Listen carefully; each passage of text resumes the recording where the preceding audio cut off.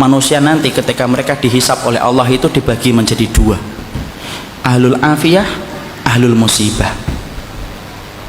Ahlul afiyah itu siapa? Orang yang jarang diuji dengan sakit, orang yang jarang mendapatkan ujian dalam kehidupan, jarang mendapatkan kesempitan. Namanya apa? Ahlul afiyah. Ada yang kedua, ahlul musibah. Ahlul musibah itu siapa? Orang yang hidupnya banyak sakitnya, banyak ujiannya, kesempitannya, kesulitannya, ngelamar ahwat ditolak terus.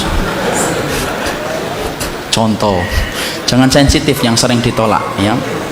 Itu namanya ahlul musibah, ya. Ketika mereka dihisap oleh Allah Subhanahu wa taala, Allah kemudian menyampaikan bagi dua, ahlul afiyah dengan ahlul musibah. Kemudian Allah berfirman, hisap itu ahlul afiyah, ahlul musibah dulu. Ahlul musibah kemudian dihisap oleh Allah lebih dulu. Para malaikat menghitung satu persatu perbuatannya dan menghitung bagaimana ujian yang dia rasakan dalam hidup ketika bersabar. Kemudian para malaikat setelah mendapati semuanya selesai, mereka lapor sama Allah, ya Allah, ahlul musibah tidak tersisa dari dosanya kecuali sedikit, dan mereka mendapatkan pahala yang besar karena mereka bersabar atas segala musibah yang kau berikan dalam kehidupan di dunia. Antum tahu? Allah kemudian berfirman, u'tuhum salasan, kasih mereka tiga perkara, khairan, mangzilah, dan afiyah. Khairan, beri mereka kebaikan. Kebaikan kalau di akhirat apa? Surga. Beri mereka yang kedua, mangzilah. Mangzilah itu apa? Tempat yang paling tinggi di surga.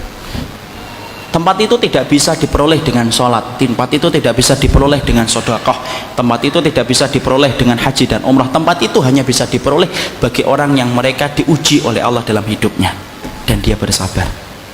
Dan yang ketiga, afiyah, kasih mereka kekuatan untuk menggantikan kekuatan yang aku ambil ketika aku menimpakan musibah kepada mereka. Maka ketika mereka dinaikkan ke tempat yang tinggi, ahlul afiyah, sebelum dihisap mereka mendongakkan kepala begini, saking tingginya mereka. Dan ketika mereka melihat kedudukan ahlul musibah semacam itu, mereka sebelum dihisap berkata kepada Allah, ya Allah, kalau kami ngerti di balik setiap ujian seberat ini Engkau mengganti setiap kesulitan mereka, tolong ya Allah, hidupkan kami lagi, lalu kasih kami ujian, potong-potong daging kami, daging-daging yang kecil, kami sabar untuk merasakan itu sampai mati, supaya kami mendapatkan tiga yang Engkau janjikan kepada ahlul musibah, saudara-saudara kami.